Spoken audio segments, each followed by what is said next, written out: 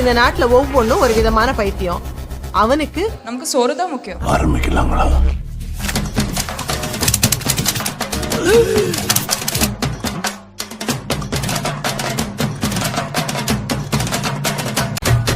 Mutton சிக்கனா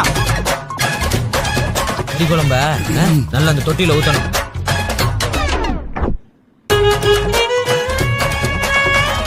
ஊரெல்லாம் ஓடி அலைஞ்சி உழைச்சி சம்பாதிக்கிறது எதுக்கு?